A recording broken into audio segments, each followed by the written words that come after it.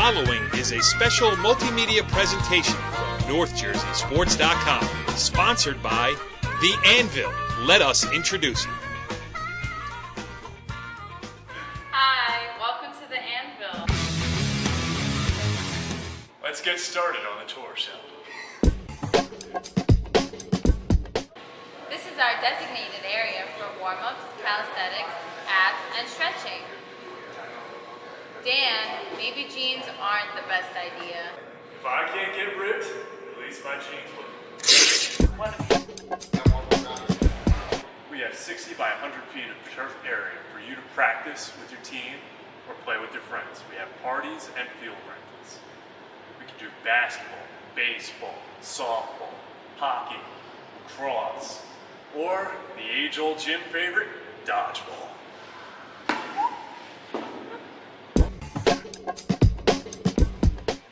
Here at The Anvil, we like to cater to all of our clients, even those who are not currently working out, especially the moms.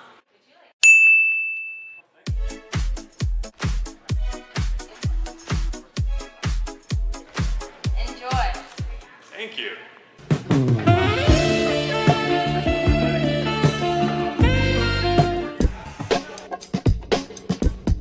Here at The Anvil, we have the sleds to help you shred. Isn't that right, Tyler?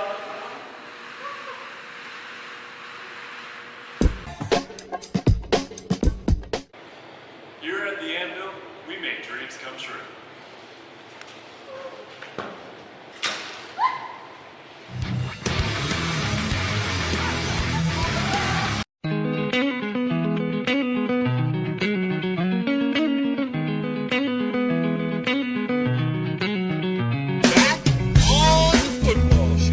NorthJerseySports.com's original multimedia series talking all things football across North Jersey. This is Season 7, Episode 10. It's double digits, and that must mean it is playoff time. I am Corey Doviak, being joined by half of my illustrious panel of North Jersey football insiders. We will soon be joined, hopefully, by the head Husky himself, Brian Carr, who is predisposed as we open the show this evening, hopefully to join us later. But we do have on the line the venerable one. He is Jimmy Avatable. What's going on, Jim? Hey, Cor. We're right where we want to be, playoff time. I heard a rumor that Brian Carr was breaking down some film tonight of Dumont's next opponent, Dwight Morrow. So hopefully he'll be joining us after that film session is over. Now, we love Brian Carr. He's our co-host. He's our compatriot. He is our traveling one-man band. Well, two-man band if you throw Bobby Maines in there with him. But, while he's, for these moments where he's not with us here, Jimmy, we could talk about quickly what happened at Dumont this past weekend, because that's got to sting the head Husky. It's got to devastate him. Obviously, Pascal Hills, who was struggling for most of the year, went into Dumont for a game. I guess that meant everything. Whoever won would get in the playoffs, and it was a tie game, and Pascal Hills completed a pass pretty close to no time left on the clock to get in, and beat the Huskies, knocked the Huskies out, and good for Coach Alexander. Really does a great job at Pascal Hills with not a tremendous amount of talent. Does the best he can do, and his prize for getting into playoffs is a trip down to Lyndhurst to take on red hot Lyndhurst and Peter Patilla. We'll talk about him later, but good for Pascal Hills. Yes, we got the playoff brackets came out, so that's going to be the main focus on the show. We are going to have ESPN Radio's Mike Quick with us. It feels weird to call him ESPN Radio's Mike Quick. Not that he doesn't do a great job at that media outlet, because he does, but he is the godfather of high school sports journalism in the tri-state area, and so we'll have him on to discuss. He keeps a close eye on the big boys, the non-publics, and we've been saying all year we'll get to him, and now it's time, because non-public Group 4, that's where your overall state champion is going to come from. And we're going to break it down, because crazy things have been happening in that bracket all year long, and it only continued this past week, and then going into the state playoffs this weekend. Mostly buys. You got 2 games in that first non-public Group 4, but going to be fun to get Mike Quick's take on what's going on around non-public football.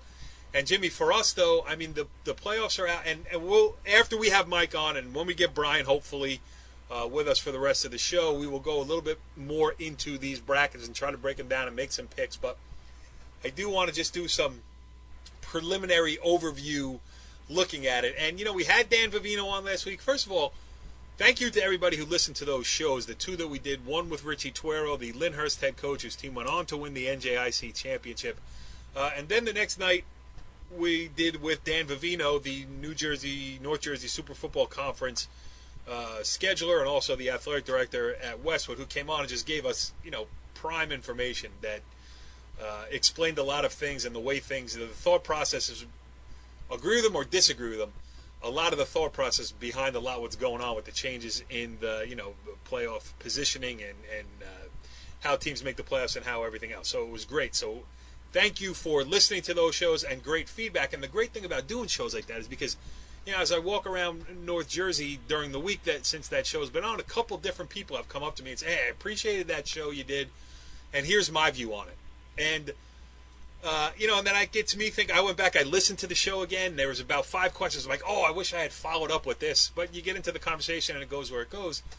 And, Jim, it is, I'm looking at him now, and a lot of the local flavor has been taken out of this. And we talked to Dan last week, and he said, you guys are killing me because last year we were all, so excited about the road that Hasbrook Heights had, going through that crazy schedule, even if it wasn't all local, that crazy section to get to a state sectional championship. But now I'm looking at it, and I take it all back because I would rather local teams play local teams than, Old Tappan host Mount Olive on Friday night. Well, you mentioned last year was northerning, where you would keep pretty much those geographical matchups, with a few exceptions, right. Obviously Hasbrook Heights, and now with the snaking, it really has opened up the brackets to some matchups that, maybe some people will like. Maybe people will like a Cresskill New Providence or a Hasbrook Heights versus, Boundbrook. Those, or Emerson, Cedar Grove. I mean, if you're into that where you want to see some different teams, it's a great thing. If you want to keep it geographical, it's not. And back and forth. I don't think, Corey, ultimately, I don't think there is a perfect way to do it. And, I'm willing to give this a chance. My only concern is on Friday night, most of the games are being played on Friday night. I wonder if you're going to have some sparse crowds. Where is a New Providence going to be able to get up to Cresco? Most of those people for a 7:00 start, or or Emerson going to get down to Cedar Grove for a 7:00 game. But I guess the hardened football fan will be there, and it's going to be interesting to see. But I'm willing to give it a try this way, and let's see where it leads. I mean, I have a tendency to shoot my mouth off, and then then after the fact, I go, "Wow, that was great, wasn't it?" So. I will join you in that. The jury is still out, and let's see where it goes from here. I mean, it is high school football playoffs, and those games are fun usually, regardless. And maybe it does add a lot of times when you got a 1 versus 8 and a 7 versus 2 and blah blah blah on down the list, you get some blowouts. But maybe it being different competitors, different people going at it. Like Wallkill Valley at Park Ridge. When did you ever expect to see that? In your lifetime in the first round of the and that being the North 2 Group 1 state sectional playoffs. It's weird all the way around, and maybe I'm just too rigid in my stance here, and I got to give this a chance to play out. So I'm going to do that, but a man who seems to know what's going to happen before it even happens is our guest this evening on this edition of the football show.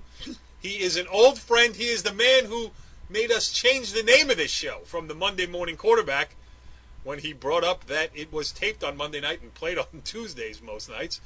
So now we are the football show, and we welcome in on the Anvil Performance Hotline ESPN Radio's Mike Quick. Mike, thanks for joining us here on The Football Show. Cor, how are you, buddy? Good to be back. It's great to have you on. I always look forward to it. We save you for late in the year because you are the guy who knows things about high school football. So it's going to be a fun conversation tonight. I'm looking forward to it. And, we're coming to you. We're talking mostly about non-public Group 4 football. We call them the big boys. Yeah. We save them for later in the season. Last week we had Dan Vivino on talking about, if it's possible to play down to one group champion and my point was, listen, you can play down to as many group champions as you want. There's only one state champion in New Jersey. It comes from non-public Group 4. And this year, Mike Quick, my first question to you is who's going to win that bracket? It's crazy. Well, Cor, there'll be a champion, but there will not be a great team at the end of the year. And I've been saying that, especially to Jimmy, for a long time. I think you see a lot of, I don't even want to say parity. I think you see a bit of mediocrity.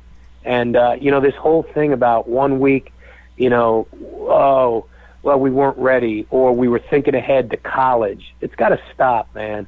It has to stop. So I don't think you can be considered great unless from the time you get ready, as soon as the season ends, when you start getting ready for next year, if you're consumed with it every day. Because let's face it, there's a lot of guys who could care less about the jerseys they put on now in the Catholic school division, and all they're thinking about is that scholarship money down the future. And then there'll be some of the same guys when they get to college who are thinking about how quickly can I get to the pros. So there'll be a champion, but there will not be a great team this year. Definitely not. There might be some guys out there who get into a game, lose by 35 points, and then say, check out my highlights on Huddle? Oh, you see the St. Joe's Don Bosco game? You see 2 minutes left in the St. Joe's Don Bosco game, kids on the St. Joe's team hanging out around the bench acting like it was no big deal. That's why they ran for an hour and 40 minutes and didn't touch a football on Monday because, I know this. There may have been some coaches up there in Montvale who were like, you know what, if kids quit this week, quit. We're going to go into this postseason with guys that we want, not that guys. We want St. Joe's guys. We just don't want guys that play football. And now, it worked last week, but let's see if it can work for another week and a week after that. Let's see. You don't know anymore. Go ahead, Jimmy. I agree with Mike. I mean, the emphasis is on the individual and the individual goal, and instead of the team goal, and that's been a major change in the league. Since I've been involved with it, almost 30 years to now, and it's I don't understand how it happened, but it certainly has, and it's just it's very disappointing because the coaches put in a tremendous amount of time, and to get a lack of loyalty coming back at times and is wrong when they the player wants 100 and the parent. Let's not forget to mention the parent in this, Mike. They want 100% back from the coaches, but it's just a one-way street. No doubt. You're 100% right. But to answer your question, Cor, Don Bosco will be the champion.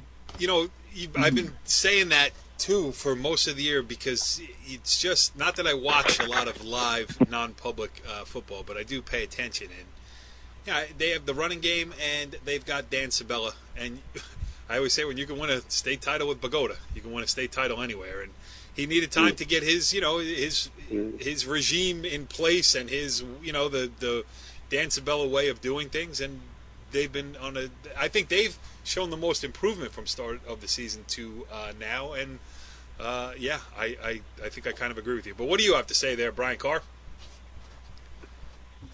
Hey, kind of to reiterate that point earlier, I don't want to reveal my sources, but I heard a comment, about a kid looking forward to college. You know what I mean? I think we were talking about that on the sideline. That there's technically, this me generation going on out there. My question, I just want to say that as a comment, but my question to you, Mike, is what surprised you this year? What do you see in the big boys? I mean, we've seen a bunch of games, and what do you think has surprised you here in the big boy football this year? That Bosco didn't run and hide. After that first drive, I think the Bosco season was defined after Bergen Catholic up there in Ramsey took the opening kickoff, 11 plays, 80 yards, just pounded them. And you kind of say to yourself that night, it's done. This Don Bosco thing is done. Put it away. pack it up, and we may never see it again. But what you saw in that game, they kept fighting back. And when I watched them in the preseason, I did say to Danny, I said, your quarterback is the backup. The kid Robbins is your quarterback. And they made the switch that night, and that was a different Bergen Catholic team, a different Don Bosco team ever since they made the switch. And the interesting thing now, one of the things, everybody's talking about the seedings and where people are and everything like that. You have to remember this. Don Bosco's a 4th and 19 stop away from being on a 4-game win streak, beating St. Peter's a month ago, and then would have clearly been the number 1 seed. Robbins 4 interceptions that game, right? Bad ankle. Now he's healthy. And have you noticed his numbers? You see now, not only do they have the best running attack in the big boy division, they have a passing attack that can make throws now when they have to, not when they want to. That's, to me, why they're the favorites to win it. Right. Well, we saw them against Joe, and they really look good. I imagine that's kind of why you feel Bosco is in the driver's seat here, because what you saw against Joe's that week when they really dominated that game, it was like 42-6 up at Joe's. 35-14. Game wasn't even competitive. I mean, right. and the thing and Jimmy and I talked about this. If you're St. Joe's, what's so disheartening about it? Listen. All good teams can get whacked on a given day. Interception return for a touchdown, kickoff return for a touchdown, fumble deep in your own territory, and you can give up points like that.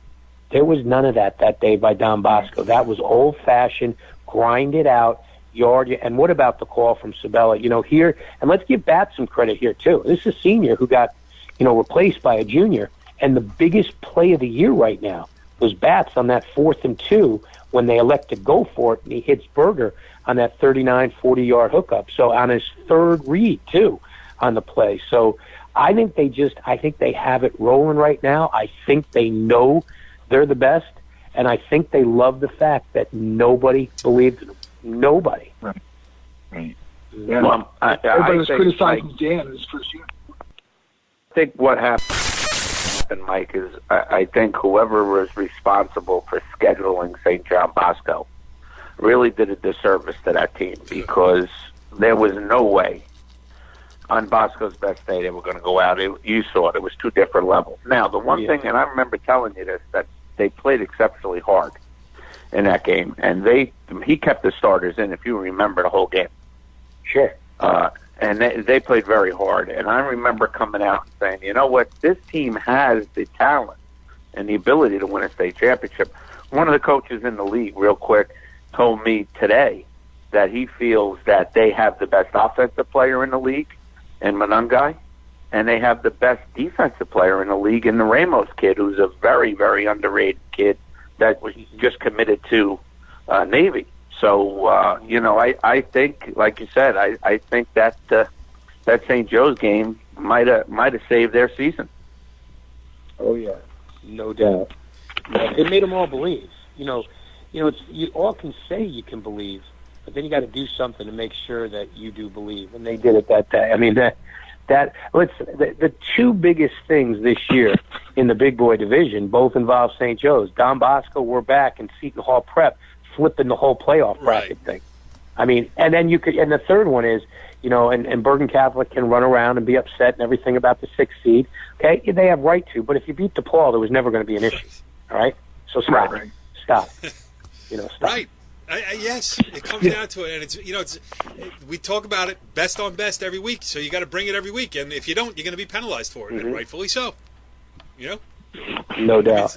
Now, I do think I do think, for the football fan, I mean, if your mailing address is Jersey City, you're the happiest guys in the world, taking nothing away, from Seton Hall Prep and St. Augustine. And listen, I haven't seen St. Augustine, but if history tells you anything, Seton Hall Prep better win that game in the 4-5 game. Now, if South Jersey ever wants to be taken serious, now you've been given an opportunity. Now you're a 5 seed. A lot of people are talking about you. If a team in South ever wants to get it seeded that high again, they better go beat Seton Hall Prep. Otherwise, this is never. I don't care if teams are 2-7 up north. You can't seed a team in the South if St. Augustine loses to St. Peter's Prep, because then it's just a fraud. So we'll see. I think this is a huge the 16th. That'll be a game in West Orange on the 16th. This is a huge game for South Jersey Catholic High School football. They have to win the game. Can't be competitive, have to win the game. And I don't want to hear Bergen Catholic crying. Stop. Just How many stop, of right? those guys actually do have Jersey City mailing addresses is the question here at St. Peter's Prep. But, Mike, how about this? I agree with just about everything you say with the big boys. How about overall your impressions of, this ever-evolving landscape of New Jersey high school football playoffs? We've done this is episode 10 this year, and, the previous 9 have all had sprinkled in. We've been looking forward to, playoffs and how the changes are going to change things. And, yeah, Jimmy made a great point at the open of the show where he said, you know what, just told me basically to shut up and let it play out for a year, and I'm going to do that. But what are your, first blushes on, the new formats? I was bored with it last year. It did nothing for me. I thought, I thought we'd see some intrigue and stuff. I don't think when they seeded the teams there was any hey, you know what? So let's make this guy a 3 instead of a 4 so they could only meet in the final game. I don't think there was enough of that. There was too much familiarity, and I was not excited about it. I will say this. I was surprised when I watched with all of you guys that 10 o'clock game Saturday morning last year, Piscataway and Ridgewood.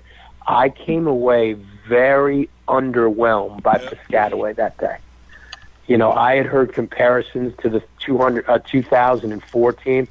That team was royalty. I didn't catch royalty, but I was intrigued in that game. I thought, and hopefully Chuck Johnson is getting better too. Speedy recovery to him. I thought he had his team, as he always does, ready to go that day because, based on what we were hearing coming out of, Piscataway, New Jersey, the game shouldn't even have been competitive, and his guys were there. I mean, they were there, but yeah, other than that, there was nothing. I didn't stay for the Woodrow Wilson game. Jimmy was calling me. He was into that game.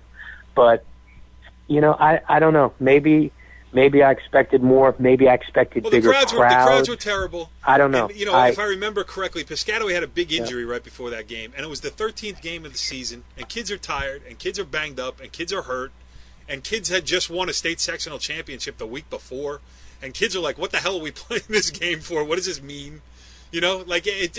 So that's why I need year 2 to see if that my perception changes in that regard at all. But I'll tell you, I loved up until the state sectional finals being played on home fields. I loved it. I mean, I was at Ramapo Riverdale. I keep talking about it because it's a high school sports memory that lives in my head because it felt like a championship game. And then everything after that was just... Oh, yeah. Listen, I agree. So many of the magical championship games. Yes. Hoboken Ramapo, 1997. How about Union High School in 97, I think, that same year when St. Joe's and Bergen Catholic played in the semifinal game that year. Yep. Wayne Hills Ramapo. Bergen Catholic Bosco, Toll Sandburg, 02. These are all games that you remember because they were in the intimacy of a high school field, not 75,000-seat stadium. To me, listen, I get it. I can't even imagine what it must be like for the guys to play on that field, but watching it, and doesn't do I anything remember for me anymore. North Bergen, Wayne Hills down at Hudson County Park, and after they won, the kids from North Bergen jumped into the pond on a 0-degree day. I remember Glen Rock Beckton at Beckton one year on one of the coldest days ever, and I put a sock over my camera lens to keep it warm, and then the sock froze to the camera lens. I had to go in at halftime and turn the heat on my car. Those are memories. I don't have nothing like that sticks out of Giant Stadium, except maybe the snowstorm that Ramapo played in that one year. But that was, you know what? But then again, what does weather do for sport? It makes it fun. So it doesn't matter what you could have played that game in the parking lot and you'd remember that because of the snow, rain, fog. It makes things fun. Yeah, I agree with you. There was the what's his name, Brian Dowling, the pitch, they went for the touchdown. There were moments like that. Right. There was a night that, Ramapo and Chris Hogan, some sophomore that nobody knew about, I think scored 3 or 4 touchdowns that night. But I got to be honest, guys, just like you, I like the games better at the high school. I think it's a lot more fun, and it's a lot easier to get into too. Believe it. You're treated sometimes like you're not even supposed to be at these games at these professional arenas. You know. Yeah. All right. Well, go ahead, Jimmy. No, you mentioned the parochial four. I mean, what is your feeling, Mike, on it? And not any disrespect to Seton Hall, because I think they have a wonderful club. And let's remember, Manungwai from Don Bosco was a Seton Hall prep kid. So if he was on that team, they might be the favorite to win it all. But what is your feeling on the St. Augustine, who gets ranked ahead of Bergen at the 5 seed and has played 7 public schools, compared to the big boys up here that are banging against, real good teams week in and week out? I mean, the injury situation might not be as severe at those schools because they are getting breaks in the second half of a game. Well, I think as much as rewarding them with the 5 seed, excuse me, I think what they did was they penalized Bergen more by giving them the 6 seed because they lost to DePaul. Now, here's the problem. As a business, let's face it, if you want to talk about the business of the state and how to put money in their pocketbooks, right? A Bergen Catholic St. Peter's Prep 4-1 game is a much bigger moneymaker than the winner of Seton Hall Prep St. Augustine against St. Peter's Prep. Let's just face it. Do you think anybody from Vineland, New Jersey, is going to drive to Jersey City on a Friday night? It's hard enough to get there from Oradell. Now you're coming from Vineland, leave on Wednesday. So I think as the business, a mistake was there. I can understand it. I would have loved to have been in the room Sunday morning in Robbinsville. I can understand it because, again, we wouldn't be sitting here talking about this if Bergen Catholic had won on Saturday. We wouldn't have. And I think that was their way of saying, guys, listen, it was yours. You just gave it away. You just let somebody from the South get into your backyard. Is it right? Probably not, but I can understand it because they didn't win. I don't like it because I think, let's face it, if you're telling me that on the 15th or on the 22nd of November, if, let's say, Stepanak is playing Iona Prep for the Catholic League Championship in New York, and St. Peter's is playing St. Augustine, there's not a chance in the world I'm going to be in Jersey City that night. But if Bergen was, now I got an issue. Now I got to make a decision. Where am I going to go? Yep. I think I think a lot of guys like me who would be like, hey, you know what? I want to go watch that game. I don't think they'll watch it. I don't think they'll watch, especially if they just squeak by Seton Hall Prep. I don't think people are going to go. I really don't. Yeah. I might be wrong. Hey, Mike, talking about that, one thing we've noticed, it seems to be less people going to games. Like, we were at Bergen on Saturday against DePaul, and it wasn't a big crowd. But a lot of games we go to, even we up at Bosco and St. Joe's on a Saturday, there doesn't seem to be as much interest or many people going to these games. I don't know if you're noticing that here compared to New York, what you see over there. I don't know. What do you think of that? Well, you get like a Seton Hall, an Iona Prep Stepanak game. It's going to get good crowds. If that game is moved to Fordham for the championship, they'll get 7,000 people at that game. And that, we talked about intimate settings. That is an intimate setting. A couple weeks ago, out at in Garden City, they had the Long Island's longest win streak at 42 consecutive games. They took on an undefeated MacArthur team. There were close to 4,000 people there. That same day up in Greenwich, Connecticut, 2 undefeated teams, Darien and Greenwich, Connecticut, Greenwich High School, close to 4,000 people there. So I do think you still, in some pockets, get it. The problem with New Jersey and the Catholic schools is there's no sense of urgency because you're going to see it again 2 or 3 weeks down the road. And I think that has become a problem. But who else they're going to play? You're going to get, and I was totally disappointed in the Don Bosco St. Joe's crowd a few weeks ago. I couldn't believe it. But if you bring in, who's the team they played from St. Francis Academy? I didn't go to that game. I went to the St. Francis, right. I guarantee you that crowd that day wasn't close to as big as the St. Joe's Bosco game, but that crowd wasn't big. So, I don't know what the I don't know what the issues are, but these are my points. Like, we keep adding games and taking away the local flavor, at least on the public school side, and then we say, hey, how come nobody's coming? So then we double down and we add another game and we make it a little bit more far-flung. Like, how about we go the other way? Because when you do the game I keep referencing, Riverdale Rampo, you couldn't get a seat in either stands. You know? Gee, wow, that's it. Or when Westwood and when Riverdale and Paramus, what was that one with the bird cage, the Westwood? Yeah, the Bird Bowl. You play for a goofy trophy, and the place is packed because they care, because you could walk from one place to the other, because those kids have interactions with each other. You know what I'm saying? Like, so that's my point. High school sports, and Mike, you're a great guy to talk to this about because of the MSG varsity experiment. You had the greatest show, and I hate to tell you this, pal, but I grew up watching you on the MSG. Used to love that show. I mean, for me, that was a must watch. I mean, I sincerely mean it when I say that your show was, like, oh man, I'd love to do something like that. So, you take that, and then all of a sudden, well, hey, Mike's doing great with this local sports show. Let's now pour all this money into it, and next thing you know, you got Mayapack against Ossining volleyball on TV, and then spending $1 zillion to cover it, and then the executives look and go, hey, how come nobody's watching this? Because the people, the people whose kids are playing obviously think it's the greatest thing since sliced bread. Nobody else cares. The pool of high school sports fans is a mile wide and 1 inch deep, and it changes every 4 years, save for the junkies like us, that it changes every 4 years. Well, some of my best customers and followers and listeners and all that other stuff, their kid graduates, never hear from them again. And I don't blame them. You know what I'm saying? So, I don't know. What are your reaction to that? I've always said that high school sports is the local hardware store, the local barber, the local pizza place.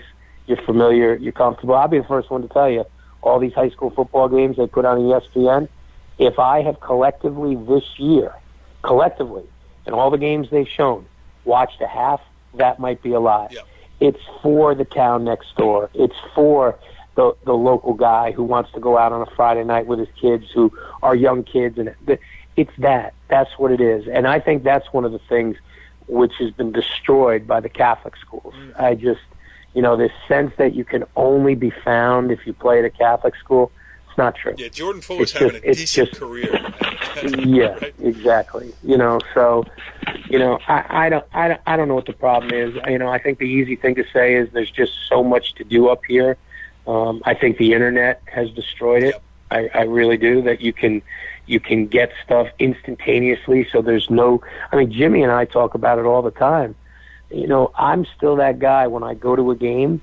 The first game I read about the next day is the game I went to. I don't think people think like that anymore. I think it's like, okay, yep, it's here, boom, let's move on to the next thing. Yeah. And it's just, hey, you know what? How about this? Next time you go to a game, take a look at how many people are watching the game when they're there. We talk about, Bri, you asked about lack of numbers. Well, let's take a poll of the people who are there who actually watch the game or just on their phone the whole time. Well, anywhere. I've been to rock, concerts and everything else. And the band is directly in front of them, and except there's a barrier. It's called their phone between them and the live music, which is crazy. Go ahead, Bryce. Sorry. I know. Hey, Mike, I was going to add, here's one for you. I got a good kid we see down at Lyndhurst. I don't know if you've seen or heard about Peter Partilla, the kid at 300 that game yards. The other night, 316 yards, 5 touchdowns. Yeah. He's got a motor on him, so I don't know if you've got a chance to see him. You might want to check him out for your show one week. But the kid, Coach Richie Tuero down there is really hyping him up. He thinks he's a really good kid. Hey, 300 yards rushing, like walking on to Northern Illinois. So. Northern Illinois, yeah. So he's had a great year. It's just the name is so hard to pronounce. It's like, oh my God. Peter Partilla. The first name, is Peter. But he's leading the state in rushing, and the kid had 300 yards that night. But he's been, leading touchdowns in the state. Well, nobody does it better than the NJIC. That in season conference championship. I mean, that's a shot of adrenaline to football. That's a wonderful thing that they do. And, you know, Corey, you talked about it before, like taking away rivalries and stuff like that. Let's bring conference championships back. Yeah. Let's do it the way they, I mean, because let's face it. I mean, I mean, for all intents and purposes, let's be honest. Did that St. Joe's St. Peter's game mean anything last Saturday night? The only thing it meant was St. Peter's going to go undefeated, or was St. Joe's just going to go through, okay, here we are again. But, I mean, they're both going to be playing again. We knew they both were getting a bye. You know, good chance that they were both going to get, you know, home games in the quarterfinals. So, really, what was it? Brian, what was the crowd like at the Lyndhurst game this past weekend? A good crowd, and they have a good crowd. We named them last year. I think the best fans in our area. The band's there. They got a good band. It's a good crowd down there. Jimmy and I said it the previous week when we knew the final was going to be there. We knew there was a good venue for that final because the fans are into it. Local rivalry, good crowd. There you go. Right? Am I crazy? You're right. You're 100% right. Right. Yeah. And these coaches know each other. You know, there's a big connection around. They know the other teams. They've talked to the other coaches. They know the other players, and it's a trophy. You know, it's the fourth year, and these guys win it for the first time, and they want to win it. Richie Tuero, we have an audio from him for later in the show. Richie mentioned the greatest thing they did for the league is to have that. Yep. So, and they know it. You know, Heights won it 2 years, Rutherford won it 1 year, and those were the only two teams that were in the finals for, all 3 years. But so really good football. We enjoy it. You know, it's a fun time. But I think this is my issue too. See, we're looking at games for next week and trying to say to ourselves, hey, what game are we going to? We've had great games to choose from up to this point. Now here we look at where are we going this week? You know, the games like you mentioned, Corey's mentioning, there's not a lot of really, rivalries here because you got such a mixture. You know, like Heights. I'll just say Heights. You're playing Bound Brook. You know, Bound Brook, they've never seen them before. You know what I mean? Or you got Crosskill's playing New Providence. You know what I mean? But now, who's looking forward to Wayne Hills, Wayne Valley in round one? I bet you that'll have some local interest. Might be a couple people in the stands there. Right. So, but there's a lot of, games that are just not, where are we going to go? Great. You know what would be a good game? I'd like to see Kyle Teal play against Westwood again. He really had a great game, and he's doing a great job. But I've seen him already once. You know what I mean? I've seen it, and we expect him to do the same thing again. But, there's not a lot of those kind of games out there to go to. You want to see Ramapo? Great. I want to see Ramapo Riverdale. No, but it's not going to happen to the finals. That group 3, what is there? I mean, there's not a whole lot. Ramapo doesn't. The only team that's there, they got Demorest and Pascack Valley in there. They played Bergenfield to start, but they're going to end up probably with somebody. Hopefully, they get Valley made, Pascack Valley, but they played them during the season. You know what I mean? So it's okay, but there's that should be pretty good there. But a lot of these other ones, maybe in the bowl game. This year, like in Group 1, you may get maybe Park Ridge and Heights get there, and you got those two. Oh, not Park Ridge. You get Cresskill and Heights and have a rematch because they're different brackets. So that could be something that's interesting in the bowl this year. That all right, wasn't Mike. in the past. So. Yeah, let's Jimmy. You got anything else for Mike, or can we let him out of here? Well, just to follow suit, the why, my opinion, why the parochial crowds are down is, it's like going to the ice cream shop, Mike, and every day you eat ice cream. At some point you've had enough of eating ice cream. The old days, the way the schedule worked out, especially in the NBIL, they always had that Ramapo Wayne Hills game week 8. Yep. And 95% of the time, both of them were going to be undefeated. There was that build up the whole season. Same thing with Bergen Bosco. And now you can see these teams every week. You can see a St. Joe's 3 or 4 weeks in a row. And I think people are just Mm-hmm. It's hard to get ginned up, to throw the face paint on and run through the streets half naked every week. Once a year, you can summon the will every week. Not too much. Anyway, Mike, I love having you on. I'm looking forward to seeing you in person somewhere on one of these Absolutely. sidelines in the next couple of weeks. I mean, for all of its warts and all of its, whatever else has to happen here, it's still playoff high school football. It's still going to be a lot of fun, and it's still the thing that these kids who are going to be participating in it over the next, month, 3 weeks to a month, we'll be talking about for the rest of their lives. So, it does have problems, but it's also got a lot of beauty in it too. And I look forward to checking some of it out with you when I see you. And as always, pal, thanks for joining us here on the show formerly known as the Monday Morning Quarterback, now the Football Show. Thanks, guys. You're the best. Great stuff as usual there with the great, and I do mean great, Mike Quick. Brian Carr, thank you for joining us for that interview and continuing. Where were you at the beginning of the show, pal? We were looking for you. I think there was some technical difficulties out there. I was sitting at my desk getting prepared for the big show here. Look at some pictures and stuff. I was looking for. I haven't figured out what games to go yet this week, and I'm going to wait for a couple days. As I mentioned earlier with Mike Quick, that I'm having a hard time finding the game that really piques my interest this week. So now I know you're fibbing, because there's no way that there was a technical issue with NorthJerseySports.com. It just doesn't happen around here. I mean, it runs, as you guys know, season 7, episode 10. This thing runs like clockwork, right, Mike? Right, Jimmy? Right. Like a well-oiled. We're in mid-season form here. We're ready to go. All right, let's. You touched on it briefly there with Mike Quick. Now let's knock out this NJIC championship game, because we got the playoffs coming up this week, and I want to talk a lot about that. But we'd be doing short shrift if we did not give the NJIC championship its due here. And Brian, you gave your impression when we were talking to Mike. So Jimmy, I'll go to you, and then we'll play the audio that Brian sent in for this week too. So Jimmy, your impressions of the NJIC final? Listen, you had Lyndhurst, an experienced team who had a magical run last year. They returned 28 seniors this year, so, an experienced team with a sense of urgency. And, when you have the best player on the field, last year Hasbrook Heights had that, and Josiah Purdy. This year Lyndhurst has it with Peter Bertilla, and he did not disappoint. First run, what was it, Brian? A 60, 65-yard touchdown run. And, they ran him out of the Wildcat a lot more than they had all year. He had a bunch of touches.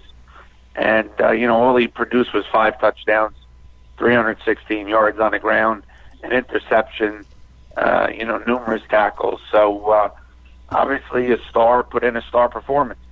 I wonder, it's great that he's going to be a preferred walk-on at Northern Illinois, but maybe somebody else should jump in on this kid, offer him a full scholarship, and take him into their football program. Brian, seems to me like he's a pretty good football player. Yeah, I mean, he seems to have like that extra gear.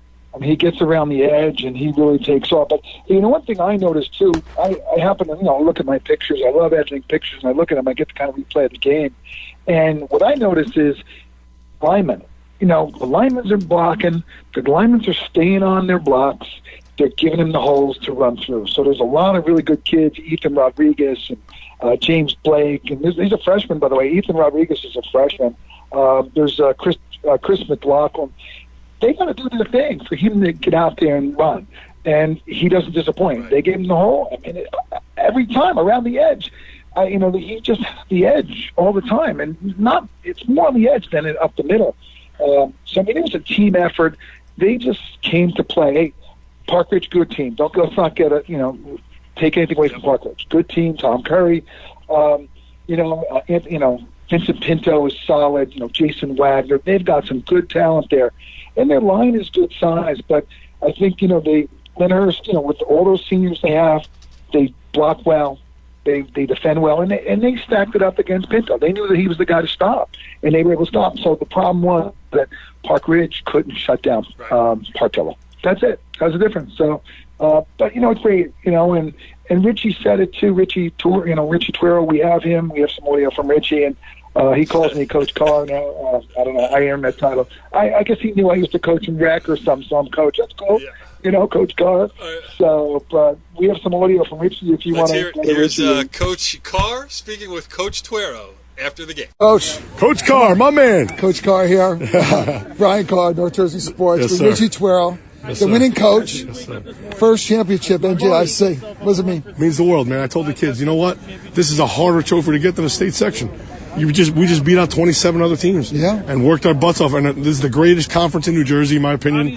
Played down to a champion. These guys got it right, man. Charlie Voorhees, all these guys, Stan Frzinski, all these guys in the NJIC got it right. I couldn't be happier and more proud of this team, this community for getting this W. Right, you had to beat two really good teams. Walworth coming in undefeated. We're really solid.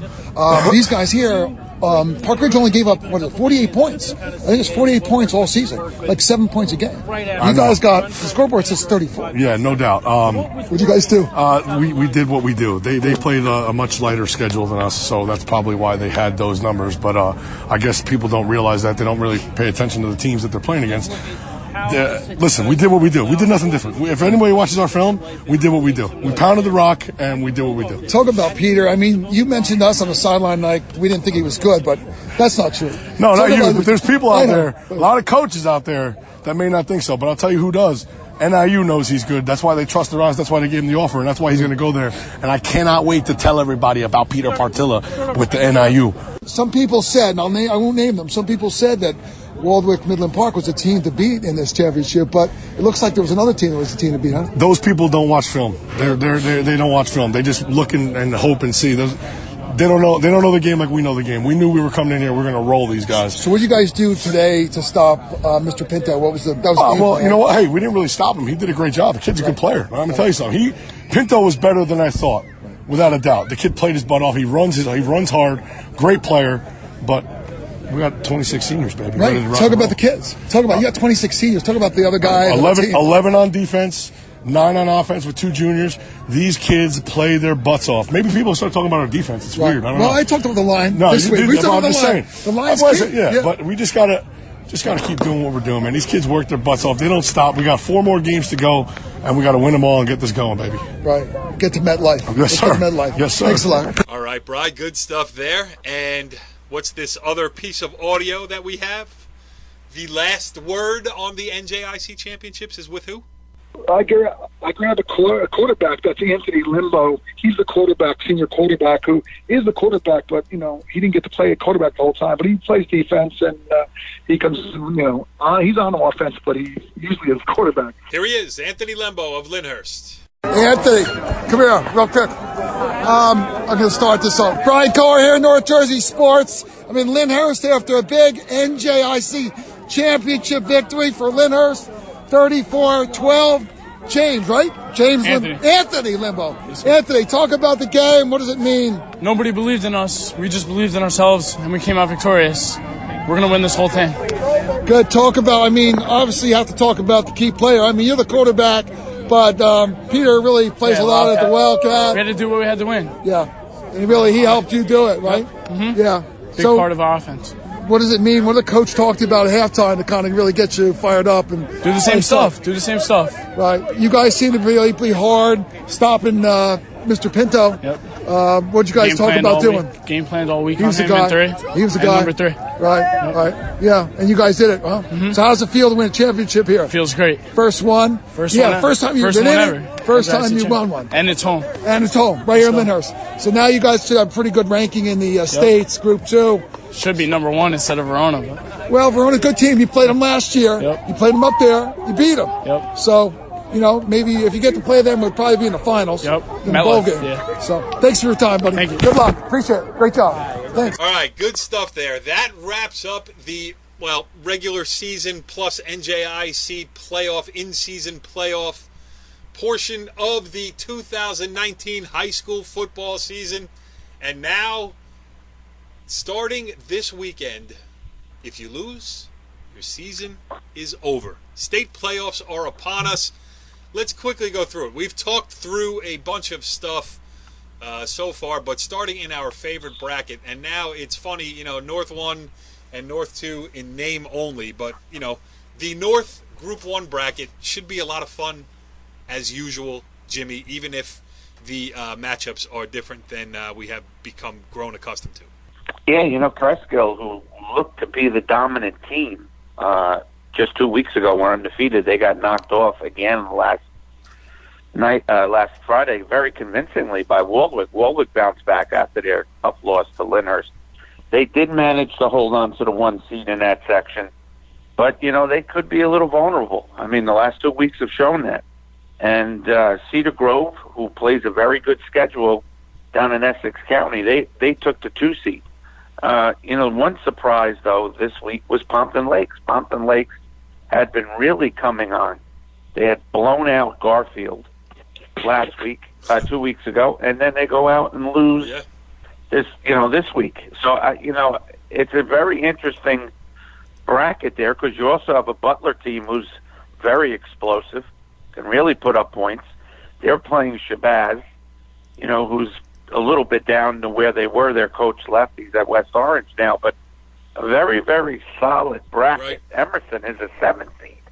And we saw Emerson, we all saw Emerson, battling it out with Park Ridge. Gave Park Ridge everything they wanted. So, if Emerson is a 7th seed in the bracket, that tells you how strong that bracket is.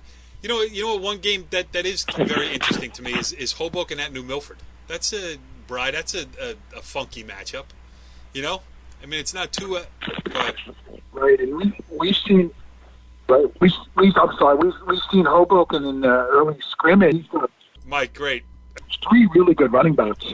They have a tough schedule over there, but they've, there's something to be, concerned about. You can't, and they play, they don't play a soft schedule. They have some, they played Shabazz. They lost Shabazz like 32-22. Cedar Grove, they played Verona close. Verona, number 1 seed. Over in Group 2. I'm sorry. Verona, good team. They only lost to them 26-20. So, they're a solid team to be dealt with over there. You know what I mean? So it's, I think Hoboken is a good team with a good stat, good, we call it, what do you call it, in the barn. There are a lot of horses in the barn ready to run. So the Milford, it's been a little up and down this year. So they're going to have a challenge, even though they do have a home game. So that's good. They get to play on their home field. But they're on a 3-game winning streak. They played Secaucus, Rutherford, Lodi. So I think New Milford, Billy Wild had a 2-game little hiccup. They lost to Hawthorne and Lyndhurst. They only lost 13-6 to Lyndhurst. So New Milford, we had Donald Coxum the third, the big ran early. I think that was kind of early, and he's been a little quieter lately. So I think they've got some work to do there, and it's going to be a challenge. Yeah, that's a concerned team, I think, for anybody in that bracket. They would get Heights if Heights wins their game. So that's going to be a challenging game.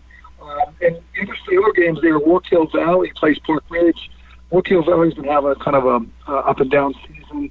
I think they just kind of got in at the bottom of the bracket here. But they'll play Park Ridge, who is going to be, ready for business and see that Lyndhurst lost last week. So, there's a very big NJIC contingent in both sides of this bracket of Group 1. I didn't even count up the teams, but it's basically half the teams almost are NJIC teams in those 2 brackets of 16 teams. There's a lot of them. Now, as we move on to Group 2, I'm going to stick with you, Brian Carr, because as you mentioned earlier, Coach Tuero down there at Lyndhurst calls you Coach Carr. Is he going to let you help on the game plan this week as you set out for revenge in the number 1 versus number 8 game? The Pascack Hills fighting Brooks Alexanders, who stole Dumont's playoff spot right from under the Huskies. It's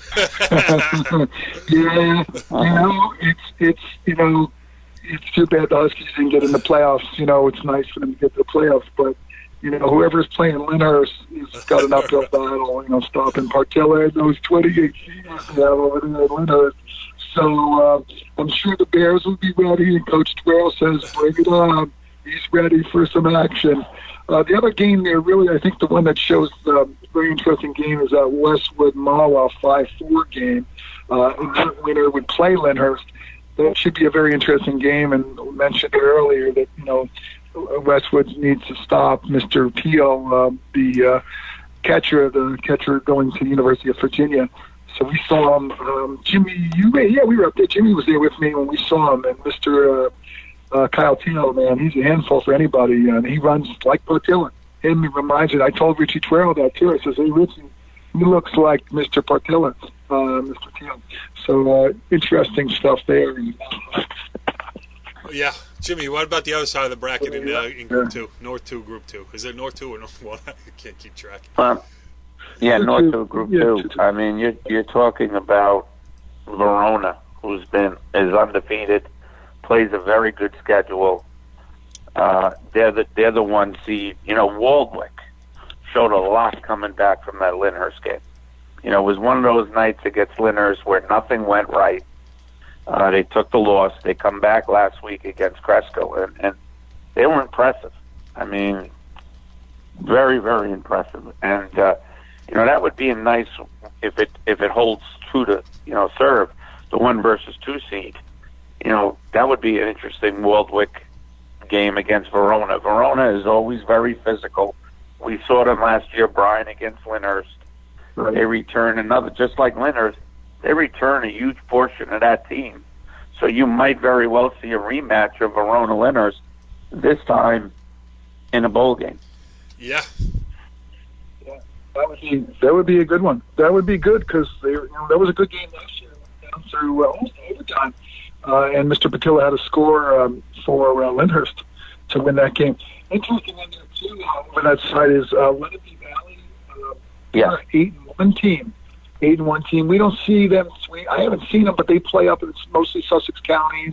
They play against Newton and Packon, Kittatinny, and they've had a good season. They're 1 loss. They lost to Kittatinny, only 14-13, but they it's kind of an unknown commodity. The other guy over there is Sussex Tech. He's been having a very good year up there, and they're also 8-1.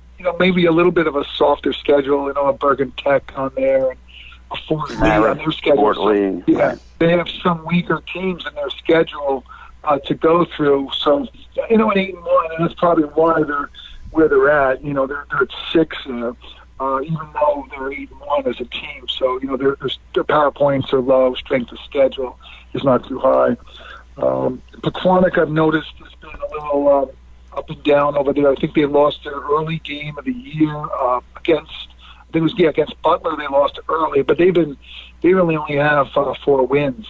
They're on a 3-game losing streak, so Pequannock's a little questionable. So Warwick likely will get through that game there, Warwick Midland Park, and then end up playing either one of those 2 8-1 teams, Lenape Valley or Sussex Tech there. So I would expect Warwick to get through and probably end up playing Verona in the final, likely. But Glen Rock is also in there too. Glen Rock, let's not forget about them. You mentioned Pompton Lakes. Glen Rock's the one who beat them last. It was 13-0 that Glen Rock beat Pompton Lakes. So it's Glen Rock's been a little inconsistent. They lost their first 2 games, but since that first game loss, they're now with 5-1 in the last 6 games. So they're that's something to be we'll see. We haven't seen them, so it's hard to talk about teams and you haven't. All right, let's look at their records and things. So North 1, Group 3. Not that many games of interest in the opening round. I mean, Pascack Valley Demorest is a rematch from the regular season. Demorest on a 2-game winning streak, but Pascack Valley pretty much had their way with them the first time during the regular season. We'll see if Demorest is able to close the gap. That was the first game that Demorest had to play completely without Jack Matola after he did his knee against Riverdale, so maybe there was some rust. But Pascack Valley, they've been pretty consistent, Pascack Valley, all year long. I mean, every team that they were perceived to be better than, they beat, and every team, they gave other teams a handful. So that's been good. And then, Ramapo, Bergenfield, again, maybe the coolest thing about that is that if Ramapo wins and Summit wins, you got a rematch of last year's first ever bowl game when Ramapo became the first team in New Jersey, I think, ever to go 13-0, if I remember correctly. It was 13-0, you're right. Yep. You're right. Could be Ramapo Summit in the state sectional semifinal. So, again, the changing now, maybe Ramapo and Summit are starting to build up a little bit of history together, and maybe that'll change the way I feel about that. But, North 1, Group 3, not a lot in it for me. Garfield and Rahway, I mean, Hard to get excited for that one, Jimmy. Well, that, we've mentioned before, that's going to be a 6 o'clock start, I think, down in Rahway. How many people from Garfield are going to get down the turnpike for that 6 o'clock start? I do want to mention Newark Westside, who appears to be the up-and-coming program, public school program in Newark. They've taken a lot of the, as you know, Newark is an open enrollment district. They've taken a lot of the away from Shabazz and Wequahic. Very talented young team. But, you still got to favor Ramapo in that section. Right, by the way, you're right, Jimmy, because they had a squeaker loss. They lost to West Essex, and West Essex is the 4 seed there.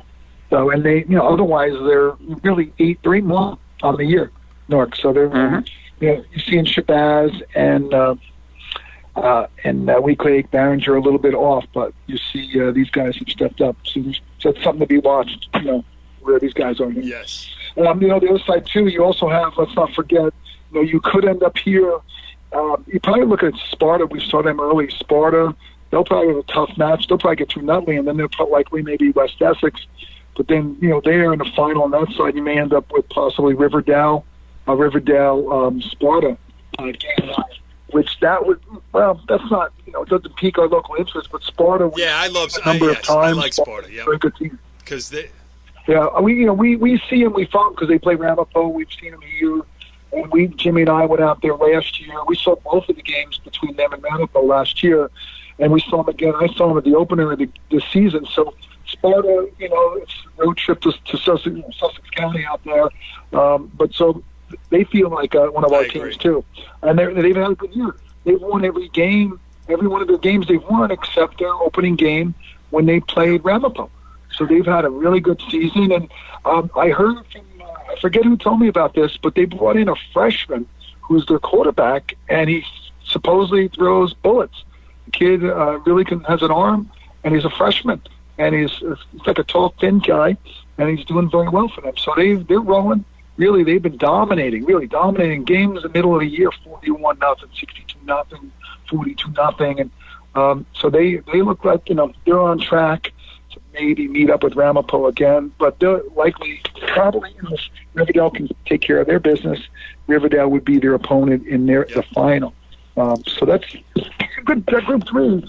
It's an interesting, interesting bracket with some local flavor, and we see competitiveness, like you said. You've seen teams. You got rivalry last year in the bowl game. You saw Riverdale Ramapo in here. You got Pasco Valley. So it's interesting. Moving on to North 1 Group 4, and we got 4. How crazy it is to say North 1 Group 4, we have one team. We got top-seeded Northern Highlands. They're playing Colonia. You got Cranford, Irvington, Montgomery, Randolph, North Hunterdon versus Woodbridge. Those are the matchups. There's nothing to say here. I'm moving on. North 2 Group 1. North 2 Group 4, we got to move on. Only Northern Highlands in that bracket. They're the number 1 seed, and we'll follow them.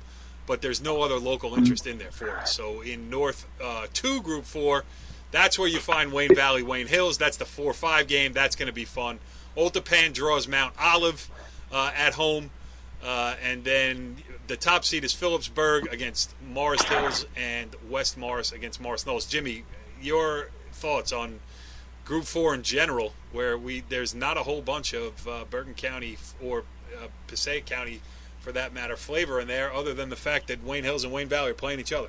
Yeah, you mentioned a good crowd. I mean, that'll certainly be a big crowd. The first game we were at was, I don't think Brian was there. I think Brian had a dinner date or a rock concert. But, the question becomes this. Can Wayne Valley get over the wall? And their wall has been Wayne Hills. There have been a lot of close ones. They got to find a way to get it done. And that should be interesting. Phillipsburg, obviously very talented. West Morris is a very good program for years. They're always around. And just to mention that other side of the bracket, Northern Highlands coming in very, very hot. Colonia, I spoke to Coach Russo today, is not an ordinary number 8 seed. Very talented running back, very good quarterback. Very, very worried about Colonia. All right. Yeah, they played some good teams. They've played some good teams. The Woodbridge team they played early in the year is 8-0. They've really gone to their schedule and done very well. And there, the other guy, the other guy over there too? You've got, hey, you know what would be interesting? You could have a rematch potentially if Hills can get through their game against Valley. You'd have a rematch of last year's bowl game with Peaburg, with the State Liners, with Hillsburg. So right. That would be, and then potentially if Old Japan get through, you would end up with maybe we get another Wayne Hills, Old Japan, and we saw that a few years ago. I think at least twice, if not 3 times. I think it remains 3 times. It's been a few. And then Mike Quick mentioned earlier about the game where there was that lateral and they ended up scoring and beating Old Japan there. I was with Devin Fuller and Keith Rodman on that Old Japan. It was a good Old Japan team and a really good Wayne Hills team too. And there was the controversial whistle that may or may not have blown and all that kind of stuff. That was a crazy game. All right, moving on to Group 5. Right. Again, when you get into North 1, you got Ridgewood and Bayonne in the 1-8 game. You know, hopefully Chuck Johnson, as Mike Quick mentioned earlier, is on the mend and can be back for that. I don't know. I don't have any information on that, so I don't want to speculate. But, you know, the state playoffs aren't the same without Chuck Johnson in it. So Ridgewood, the number 1 seed, and home field advantage. And then at the bottom of the bracket is number 2 Passaic Tech. And that's a good rivalry, Jimmy. Those teams have met each other in big games before. Oh, no question. I mean, this year, tight game. Passaic Tech has the ball on the 8-yard line on 3rd down to go in and win the game when under a minute left. And unfortunately, out of the shotgun, they snapped it over the quarterback's head for a 20-yard loss, which kind of sealed the game for Ridgewood. That's always a competitive game. You have Westfield, who had won, I think, 2 or 3 titles in a row. A very, very solid program. Obviously, Montclair is one of the legendary programs in the North against East Orange, who's very talented. Ray Oliver's pro team, they played earlier in the year, and East Orange won. That's a very good matchup. Really a very, very competitive bracket. We talked before we went on the air, Brian, that East Side would have been the 8th seed. I'm sorry, in the other bracket, East Side would have been in. They actually got taken out of. Yeah, they got taken out of the bracket due to, rule if you're in a fight and you lose, a couple of kids get suspended, thrown out, that you're ineligible for the playoffs. I believe that's what it was, and Core, we have to give credit to the East Side coach, who we read his quotes. Instead of being all upset and railing against the state, he said, we're here to develop a culture. And part of that culture is understanding that, your actions have repercussions. So a very, very classy job by the East Side coach. Yeah, I feel terrible for that group, too. I've been following them on Twitter all year. I mean, there was a thing with that group.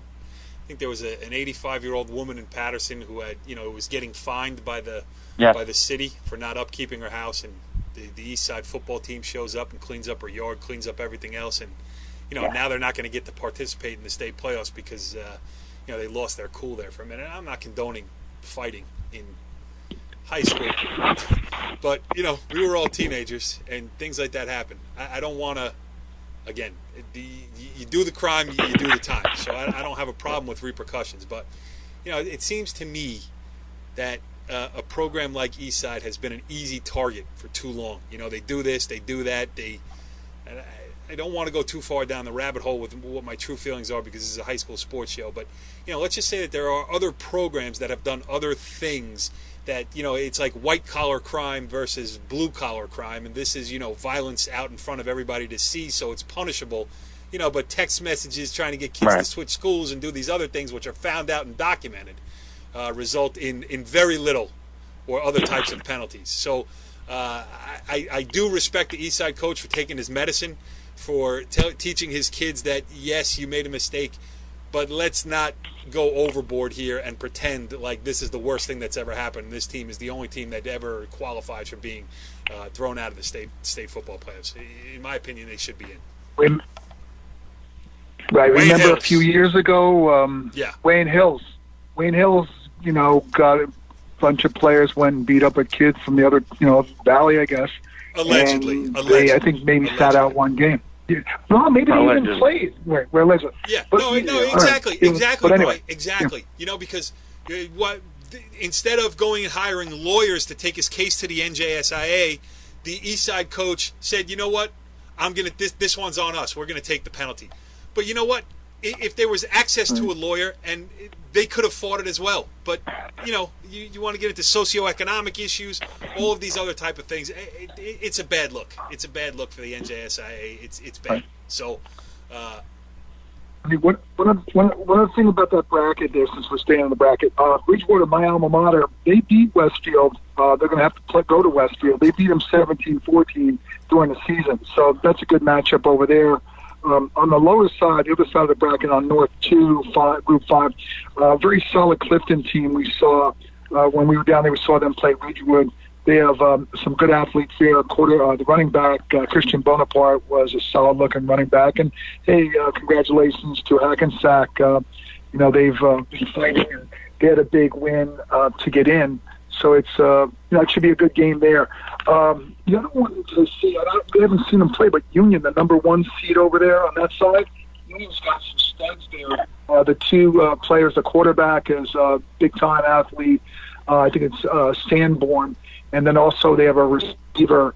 It's Robinson. I know early in the season he had some really big games for them. And they were playing Curtis, one of the big schools out in New York. They played him over at Rutgers at the Rumble on the Raritan. So I've been watching them. I haven't watched them too much, but I've heard about them early. So that'd be interesting to check them out. Solid program. You got anything else, Jimmy? What else we missed? Yeah. You just to mention Union, Corey, one of the dominant public school programs for most of the 70s, 80s, into the mid-90s under Coach Rotino, and one of his assistant coaches was Fred Stengel. They're looking for their first title since 1993, so it's been a long one. Great bracket here. Ridge is always there, and they're going. Union City, young Union City's got to come to them. West Orange and Piscataway. Piscataway might be a little bit down, but, they have that championship pedigree.